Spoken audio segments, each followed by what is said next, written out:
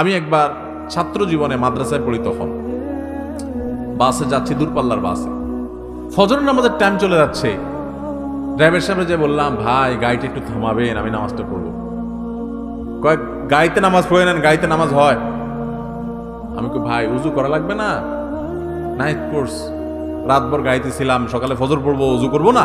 ঘুমাইছি গাড়িতে। বলে যে জানলা দিয়ে পানি দিয়ে উজু করে ফেলান বা তায়াম্মুম করেন, জায়েজ আছে। চিন্তা করলাম, কত বড় মুফতি, সুবহানাল্লাহ। এমন কোন মাসালা নাই যেটার উত্তর তার কাছে নাই। হ্যাঁ, উজু লাগবে না, তায়াম্মুম লাগবে, সেটা বলে দিচ্ছে। নামাজ দাঁড়ায় না, বৈশা, সিটে বৈশা, কেবলা কোনটা লাগবে না লাগবে, সাথে সাথে উত্তর। বাপরে বাপ, এ তো অনেক বড় মুফতি।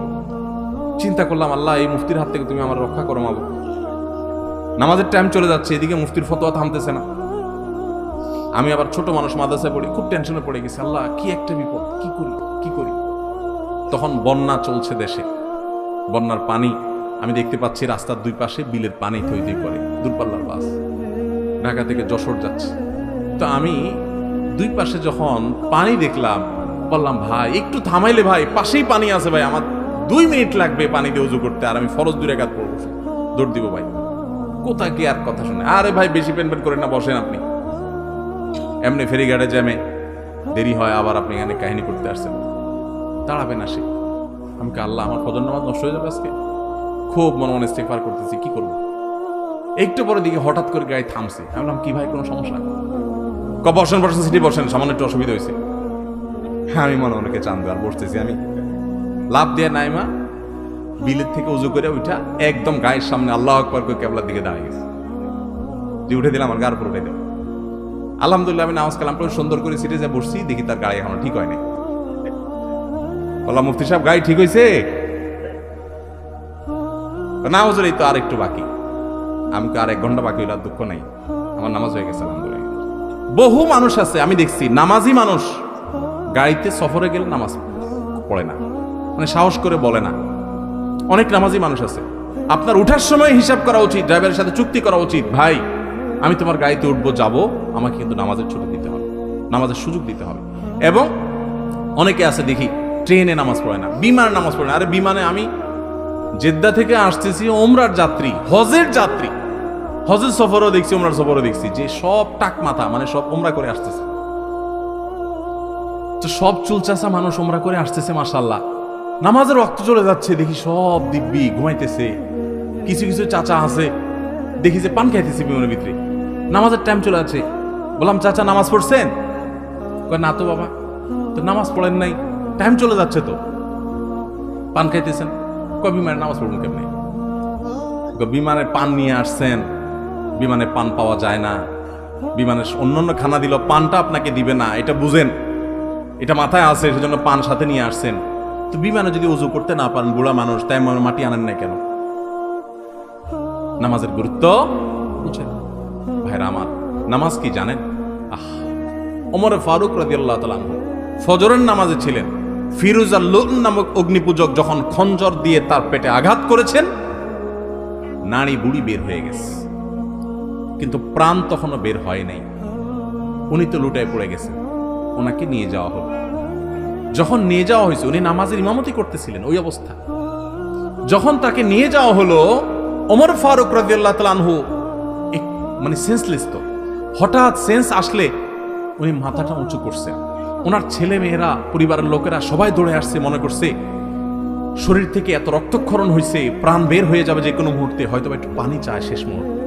মানুষের গলা শুকায় যায় এই টাইমে, যে রক্ত রক্ত সব বের হয়ে যাচ্ছে, কষ্টের চলে হয়তো পানি টানি চাইবে বা কোনো ওসিয়ত টসিয়ত করবে মরার সময় বাচ্চাদেরকে।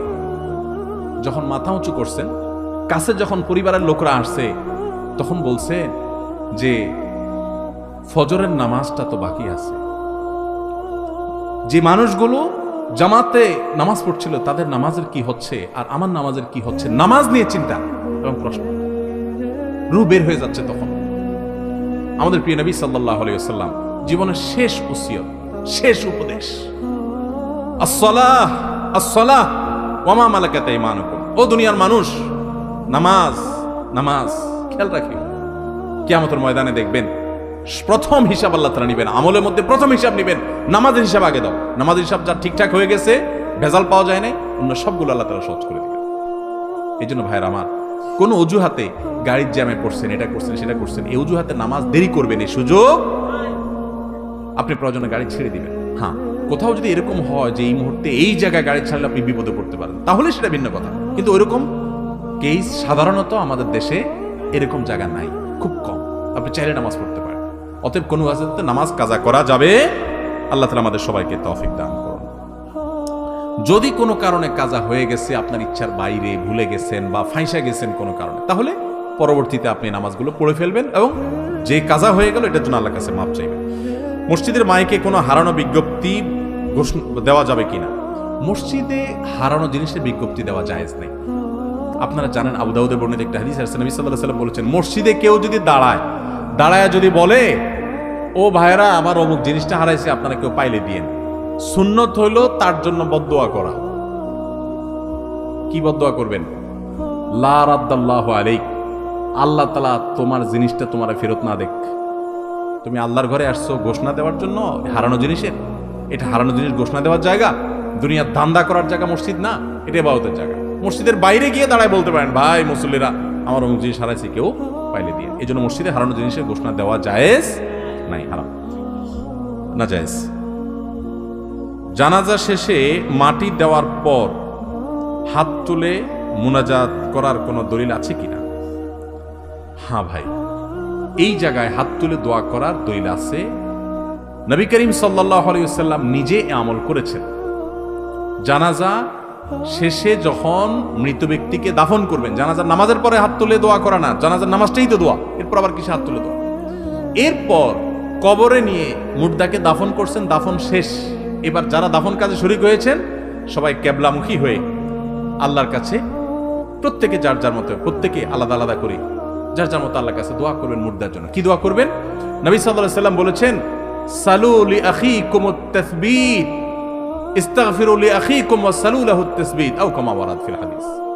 অর্থাৎ তোমাদের ভাই যার দাফন করলা, এখন তার জন্য আল্লাহর কাছে দোয়া করো, আল্লাহ যেন তাকে মাফ করে দেয়। আরেকটা দোয়া হলো, আল্লাহ যেন তাকে ঈমানের উপরে, এখন মুনকার নাকির যে প্রশ্ন করবে এটার উপর যেন অটল অবিচল রাখে। দুনিয়াতে সে ঈমানদার ছিল, এখনো সেই ঈমানের উপর যেন টিকে থাকে, সেই জন্য বিচলিত হয়ে না যায়, এই জন্য আল্লাহর কাছে দোয়া করে। এই জন্য দোয়া করতে হয়। বাংলায় আপনি দোয়া করতে পারেন, আল্লাহ আপনি অমুককে যার কবর আমি দিলাম মাত্র দাফন করলাম, আল্লাহ তাকে মাফ করে দেন। আর তিনি দুনিয়াতে যেরকম ঈমানদার ছিলেন, এখন মুনকার নাকির প্রশ্নের জবাবেও আপনি তাকে ঈমানের উপরে টিকে থাকার তৌফিক দান করবেন। এই দোয়া